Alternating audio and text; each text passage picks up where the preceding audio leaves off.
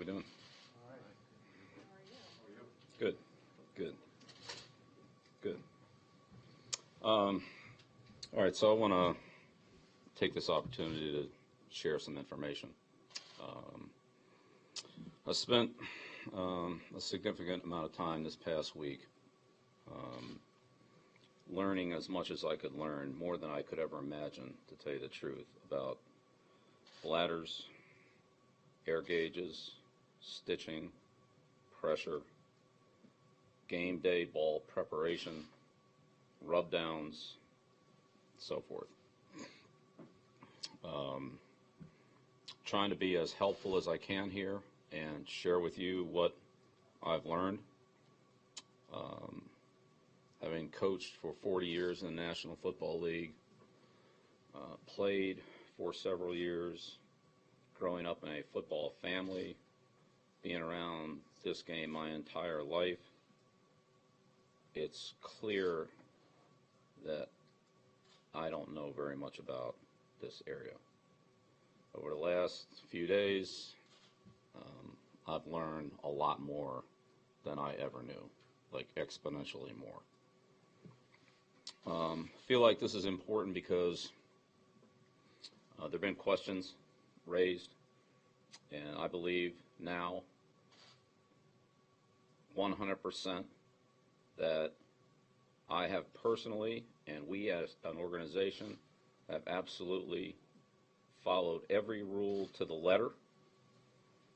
And I just feel that on behalf of everyone in the organization, everyone that's involved in this organization, that we need to say something. So I've talked to and gathered a lot of information from members of our staff. I have talked to other people familiar with this subject in other organizations, and we have performed an internal study of the process, and I think there's certainly other things that I can do, and there's maybe other research that can be done, but I say at this time I definitely have enough information to share with you. And so based on the events of today, I feel like now's the time to do it rather than wait, and so I know this is kind of an impromptu thing, but that's just the way it worked out. So first of all, let me start with the process. As Tom explained on Thursday, like the most important part of the football for the quarterback is the feel of the ball. I don't think there's any question about that. And the exterior feel of the ball is not only critical, but it's also very easily identifiable.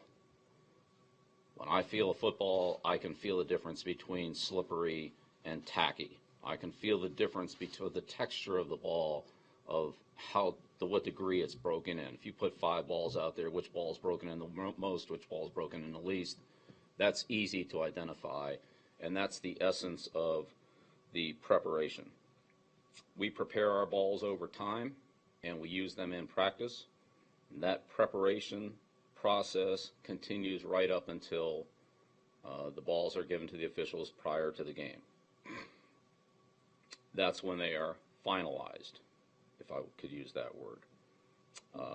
I would say that in that process, I've handled dozens of balls over the past week. The texture of the balls is very easy to identify.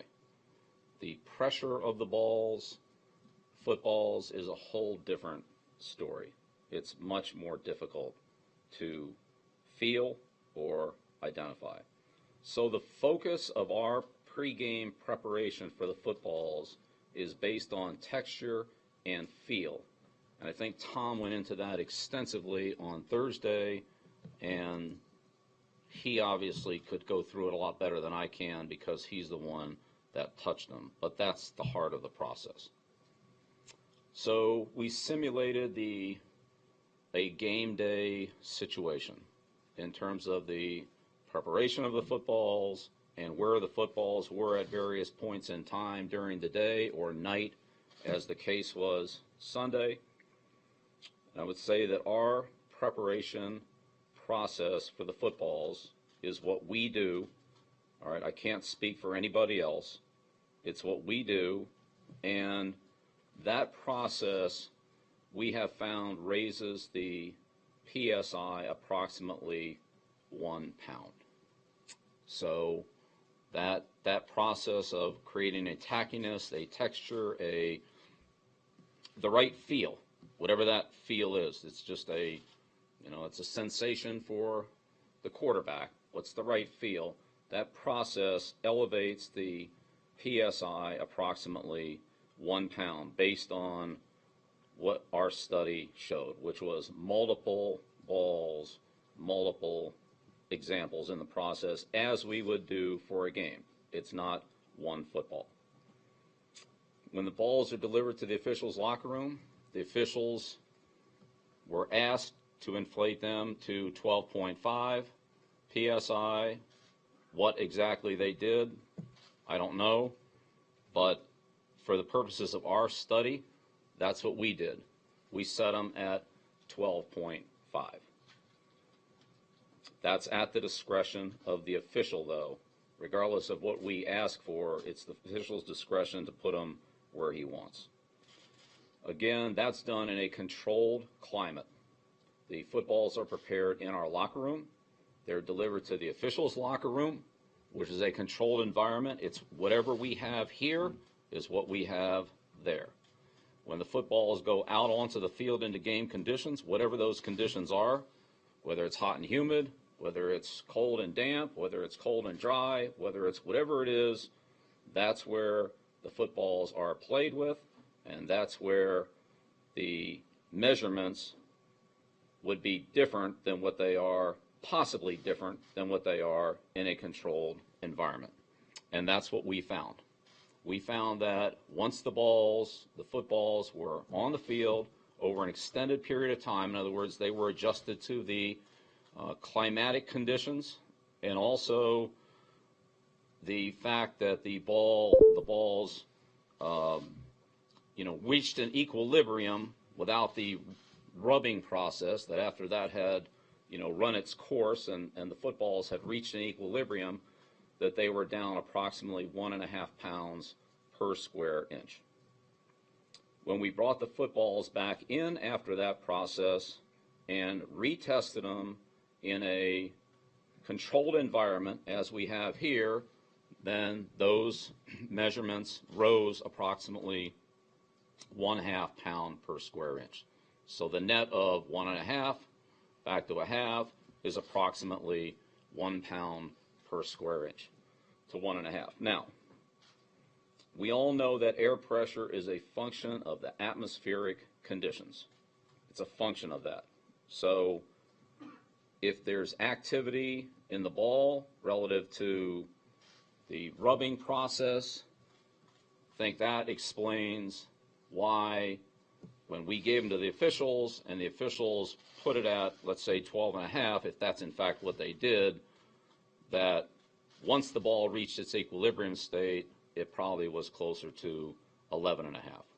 But that's just our measurements. We can't speak specifically to what happened because we have no way of touching the footballs other than once the officials have them, we don't touch them except for when we play with them in the game.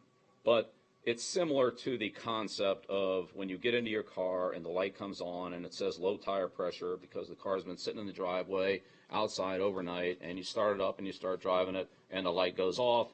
It's a similar concept to that. So the atmospheric conditions as well as the true equilibrium of the ball is critical to the measurement.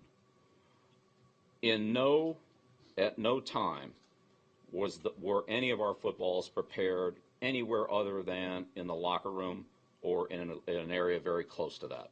Never in a heated room or heated condition.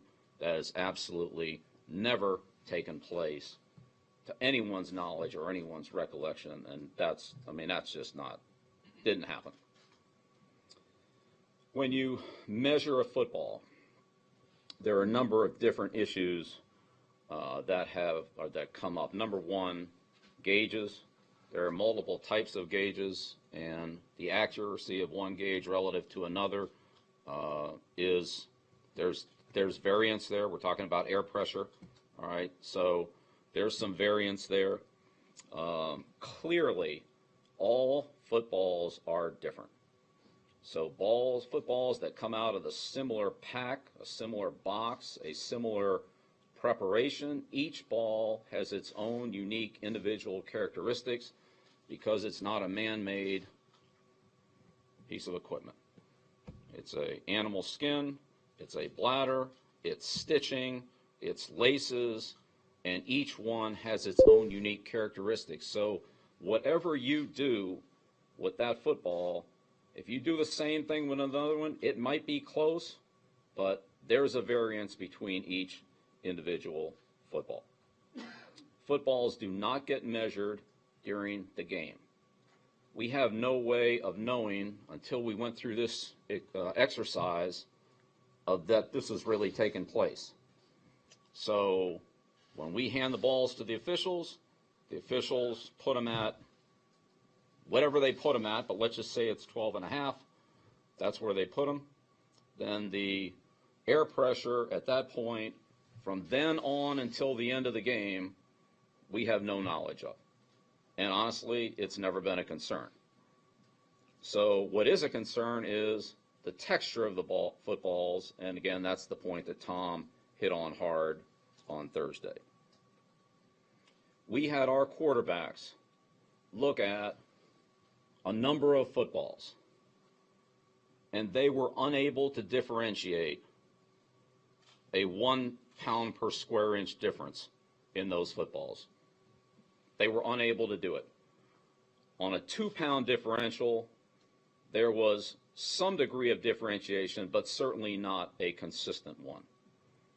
A couple ones they could pick out, but they were also wrong in some of the other ones that they had. So you're welcome to do that yourself.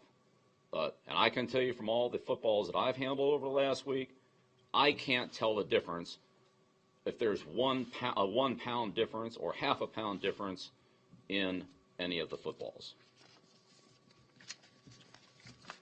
Again, anyone who has seen us practice knows that we make it harder, not easier, to handle the ball. And our players train in conditions that a lot of people would recommend that we not drive in. That's what they do. They're a physically and mentally tough team that works hard, that trains hard, that prepares hard, and have met every challenge that I've put in front of them. And I know that because I work them every day. This team was the best team in the AFC in the regular season. We won 2 games in the playoffs against 2 good football teams. Best team in the postseason. And that's what this team is. And I know that because I've been with them every day. And I'm proud of this team. So I just want to share with you what I've learned over the past week. I'm embarrassed to talk about the amount of time that I've put into this relative to the other important challenge in front of us. I'm not a scientist. I'm not an expert in footballs. I'm not an expert in football measurements. I'm just telling you what I know. Would not say that I'm Mona Lisa Vito of the football world, as she was in the car expertise area. All right? And at no time was there any intent whatsoever to try to compromise the integrity of the game or to gain an advantage. Quite the opposite. We feel like we followed the rules of the game to the letter in our preparations, in our procedures, all right, and in the way that we handled every game that we competitively played in as it relates to this matter. All right? We try to do everything right. We err on the side of caution. It's been that way now for many years, Anything that's close, we stay as far away from the line as we can. And in this case, I can say that we are, as far as I know and everything that I can do, we did everything as right as we could do it. And we welcome the league's investigation into this matter. I think there are a number of things that need to be looked into on a number of levels, but that's not for this conversation. I'm sure it'll be taken up at another point in time. And this is the end of this subject for me for a long time. Okay? We have a huge game, a huge challenge for our football team, and that's where that focus is going to go. I've spent more than enough time on this, and I'm happy to share this information with you to try to tell you some of the things that I have learned over the last week, which I've learned way more than I ever thought I would learn. The process, the whole thing is much more complex, and there are a lot of variables that I was unaware of. It sounds simple, and I'm not trying to say that, we're trying to land a guy on the moon, but there's a lot of things here that are a little hard to get a handle on, and again, there's a variance in so many of these things. All right, so I'll take a couple questions, and then I'm moving on. Bill, did the NFL share with you the pregame documented PS? You would have to talk to the NFL about anything they did or didn't do. You don't know if they documented? Look, Tom, we could sit here and talk about some of this stuff for 2 hours, all right? If you want to ask the league any questions about what they do or don't do, you should ask the league. I'm just telling you what I've learned and the study that we've done and the experience that I've had over the last few days in looking into this matter. That's all I can tell you. I'm not a scientist, and I'm not a league official. Do you feel like after the amount of work and research you put in this week that you'll be exonerated from this whole thing? I just told you what I think. That's what I think right there. Has your game preparation for the Super Bowl been compromised at all? I know that you usually spend this week and a lot of game planning before you get out there. Well, I've spent a lot of week in game planning. A lot of this week, yeah. Do you feel that any of it was compromised by still not? Look, I told you I thought this was an important issue, and we addressed it. So we did. So, Bill, from the sounds of it, if I'm hearing you correctly, it sounds like a combination, according to your simulation, of essentially atmospheric or weather conditions, and then trusting that the officials did inflate the balls to 12.5 psi. Is that correct? Well, I think, look, you can take the atmospheric conditions out of it, because if the balls are measured in the same atmospheric conditions, then it's a non-factor. But if you measure a ball in a controlled condition like this, and you measure a ball on, let's just say, the night that we played Baltimore, there's no way they're the same. You take that ball and set it outside, and the ball becomes accustomed to those climatic conditions and those temperatures, there's no way it's the same. Now, if you take it out and bring it back in and let it sit for X amount of time, then, it probably is the same. So, no, that's not the issue. Although, depending on where balls were measured and how they were measured, that's a whole nother, discussion. No, the situation is the preparation of the ball caused the ball to, I would say, be artificially high in PSI when it was set to the regulated level, and then it reached its equilibrium at some point later on, an hour, 2 hours into the game, into the whatever it was, that level was below what was set in this climatic condition. I think that's exactly what happened. And I think anybody who wants to do those experiments should go ahead and do them themselves. Don't take my word for it. But I'm telling you, we're trying to get to the answer, to get an answer to this, and that's what we have. Well, you said you always try and err on the side of caution and try and stay on that side of the rules, but with the videotaping, it was clear that you were pushing the envelope on that. Is that something that changed then, or is that something? No. Well, look, that's a whole other discussion, but the guy's giving signals out in front of 80,000 people, okay? So we filmed him taking signals out in front of 80,000 people, like there were a lot of other teams doing at that time too, okay? But forget about that. If we were wrong, then we've been disciplined for that. That's clearly not trying to do everything you can to stay on the side. This Guys, in front of 80,000 people. 80,000 people saw it. Everybody sideline saw it. Everybody sees our guy in front of 80,000 people. I mean, there he is. So it was wrong. We were disciplined for it. That's it. We never did it again. We're never going to do it again. And anything else that's close, we're not going to do either. So is that a change? I'm talking about what you said a few minutes ago, which is that we always try and stand. We always do. We always have. But, I mean, anything that's even remotely close, we're on the side of caution. Coach, there was a lot of science talked about today. Did you have any science people help with your investigation? We talked to a lot of people. How much time did you spend on it, Bill? You said I don't know. I didn't log it. Bill, are you relieved by what you found with your investigation, or are you just? I didn't look. I said I came in here Thursday, and I told you that I didn't have any answers. And I'm very confident in the things that we've talked about, the study that we did, the going through with a fine-tooth comb everything.